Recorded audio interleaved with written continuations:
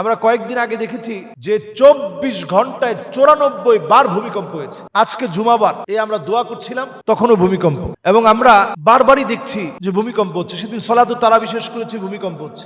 আসলে রমাদান যে বার্তা নিয়ে এসেছে সেটা আমরা আসলে মুসলমান হয়েও আমরা পূরণ করছি না। মজুদদারি, সিন্ডিকেট, ধর্ষণ, মিথ্যাচার, রাহাজানি কি নাই এই রমজান মাস আসার পরেও। রমাদান তো আসছিল আমার আপনার গুনাহগুলোকে জ্বালিয়ে দেওয়ার জন্য। এই বিগত এক সপ্তাহের ভিতরে রমাদান মাসেও দেশের বিভিন্ন জায়গায় ভূমিকম্প।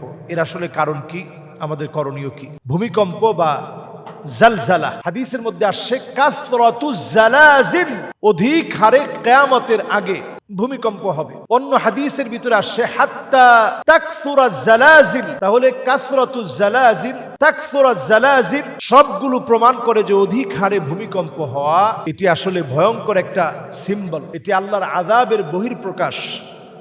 ফালইয়ারতাকিবু ইনদা যালিকা রিহান হামরা জালজালা।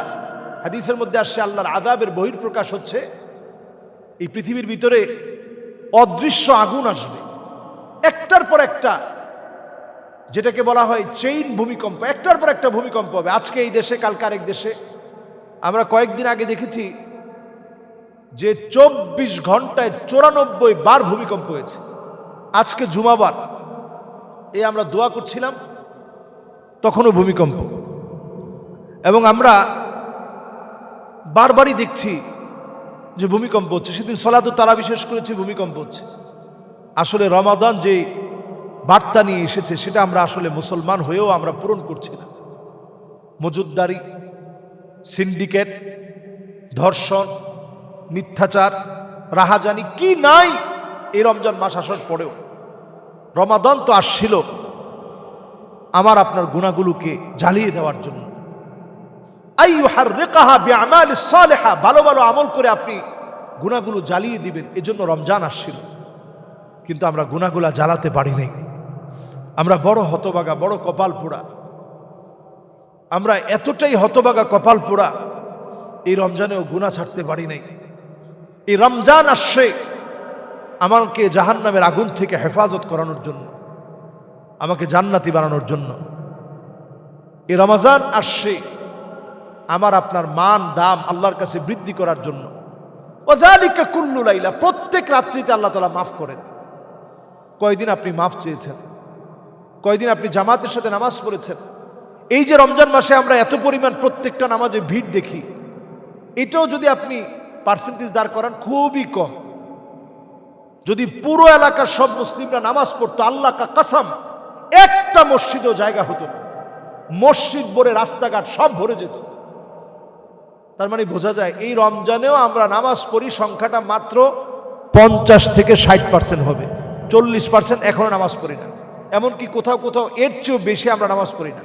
ধরেন 40% পড়ি, 60% পড়ি না। এতেই মসজিদের জায়গা হচ্ছে না। আমরা বলা বলি করতেছি, আইরে আল্লাহ এত মুসল্লি, তাহলে চিন্তা করেন কি পরিমাণ মুসল্লি নামাজ পড়ে না। আসুন আমরা এই রমাদানে অন্তত যদি ভূমিকম্প, আযাব, গজব থেকে বাঁচতে চাই, আল্লাহ মুখী হই। কোরআনুল কারীম আল্লাহ তাআলা বলছেন, আওয়ালা ইয়ারাউনা আন্নাহুম ইফতানুনা ফি কুল্লি আমিন মাররাতান আও মাররাতাইন সুম্মা লা ইয়াতুবুনা ওয়ালা হুম ইয়াযাক্কারুন।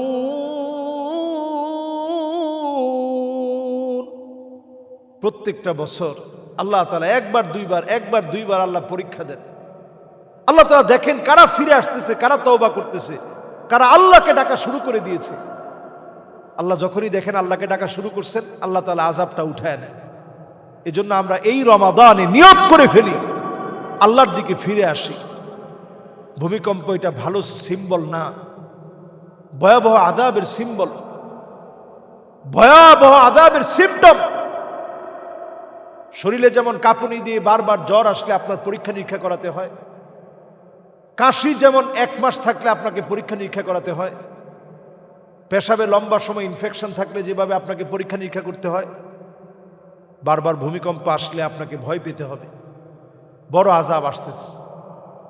আল্লাহর কাছে আমরা পানাহ চাই এই মুসলিম দেশের, বাংলাদেশে অধ্যুষিত মুসলিম এই দেশে, মুসলিম অধ্যুষিত এই দেশ বদ্বীপের মতো ছোট্ট একটা দেশ, আল্লাহ তাআলা যেন আমাদেরকে দিন বিজয়ের কাজে আল্লাহ যেন কবুল করেন, আল্লাহ যেন গুনাহ খাতা থেকে বিরত থাকার তৌফিক আমাদেরকে দান করেন, আমিন। আসসালামু আলাইকুম ওয়া রাহমাতুল্লাহি ওয়া বারাকাতুহু। বাংলাদেশে কখনো কখনো এমন অনাকাঙ্ক্ষিত অনেক ঘটনা ঘটে যে বিষয়গুলো নিয়ে বলতে আমরা খুব লজ্জিত হই। নরসিংদীর মাধবদীর দড়িকান্দি এলাকায় একটা মেয়েকে দলবদ্ধভাবে ধর্ষণ করার পর বিচার চাওয়ার পরে পৈশাচিকভাবে তার উপরে জুলম করা হয়েছে। 5 দিন আগে ধর্ষণ করেছে, সে বিচার চেয়েছে, পৈশাচিকভাবে তার সঙ্গে খারাপ আচরণ করা হয়েছে। পৈশাচিক জুলম এবং নির্যাতনের পরে সে বিচার তো পাই নাই, বরং তাকে থ্রেট করা হয়েছে, আবার তার সাথে জোরপূর্বক যৌন চাহিদা চরিতার্থ করার চেষ্টা চালিয়েছে। একটা স্বার্থান্বেষী মহলের শক্তি নিয়ে কিছু বিপদগামী যুবক তারা এই লোমহর্ষক ঘটনাটি ঘটিয়েছে।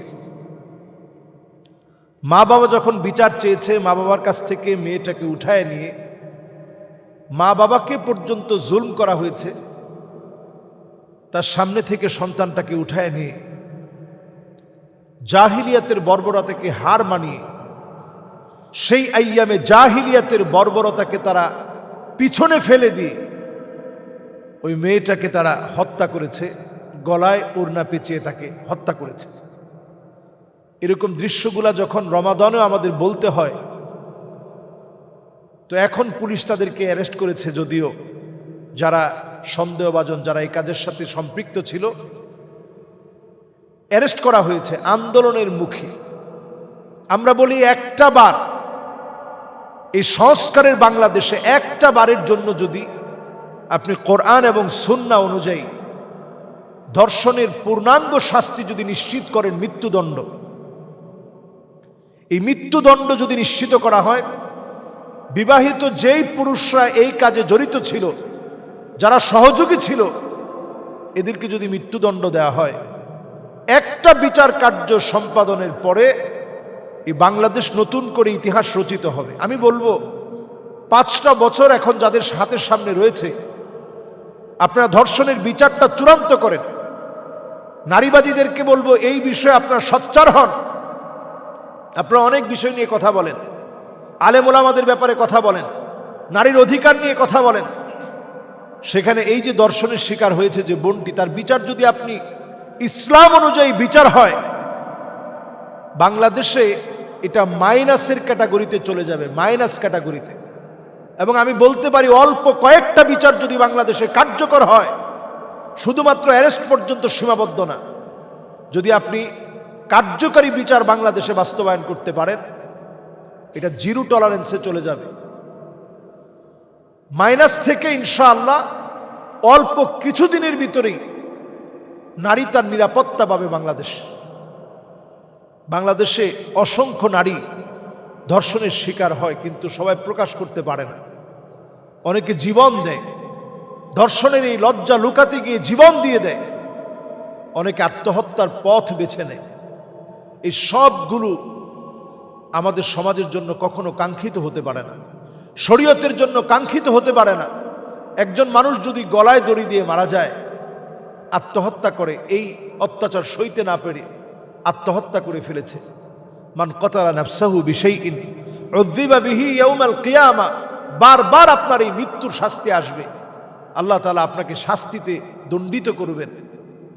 যারা এই জাতীয় অন্যায় করেছে, একটা মেয়েকে ধর্ষণ করে এরপরে তাকে আবার জোরপূর্বক অন্যায় করে তাকে হত্যা করে ফেলেছে, ধান ক্ষেতের ভিতরে এই মেয়ের লাশ, কি করে সমাজ মেনে নিবে?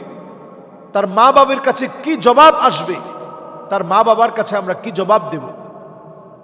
এজন্য নবীজি সাল্লাল্লাহু আলাইহি সাল্লাম বলে গিয়েছেন পরিষ্কার হাদিসের মধ্যে, ইয়াকুমুয যুলম ফাইন্নায যুলমা যুলুমাতুন ইয়াউমাল কিয়ামা। জুলুম থেকে তোমরা বাঁচো। জুলুম হচ্ছে অন্ধকার। এই অন্ধকার যখন তোমাদেরকে গ্রাস করবে, চতুর্দিক থেকে তোমাদেরকে অন্ধকার পেয়ে বসবে, জাহান্নামের অন্ধকার তোমাদের জন্য অপেক্ষায় আছে। সুতরাং যারা জুলম করেছে, যত বড় ক্ষমতাধর হোক, এই রাষ্ট্র পক্ষের দায়িত্ব হচ্ছে তাদেরকে চিহ্নিত করে তাদের বিচার কার্যকর করা। আমরা তাদের বিচার কার্যকর হোক, এটা আমরা চাই। শরিয়ার মানদণ্ডে বাংলাদেশে ধর্ষণের শাস্তি মৃত্যুদণ্ড, এটা কার্যকর করেন। যে বা যারা জড়িত তাদেরকে মৃত্যুদণ্ড দেন। এই দণ্ডাদেশ যদি বাংলাদেশে কার্যকর করা হয়, দেখবেন অন্তত মৃত্যুদণ্ড দেওয়ার কারণে যদি কয়েকটা ধর্ষণের চাঞ্চল্যকর যে তথ্যগুলো আমাদের কাছে বেশি উঠছে, যেই ধর্ষণের চাঞ্চল্যকর যে ঘটনাগুলো রয়েছে, এগুলোর শাস্তি যদি মৃত্যুদণ্ড দেওয়া হয়, অবশ্যই বাংলাদেশে ধর্ষণের মাত্রা অনেক অনেক অনেকাংশে কমে যাবে। এই জন্যই আল্লাহ তাআলা শরিয়া দিয়েছেন, ইসলামিক ল দিয়েছেন। আল্লাহ রাব্বুল ইজ্জাতুল জালাল এই স্বপ্নের বাংলাদেশকে ধর্ষণ মুক্ত করুক, অন্যায় অবিচার মুক্ত করুক। আমার আর কোনো বোন যেন হারিয়ে না যায়।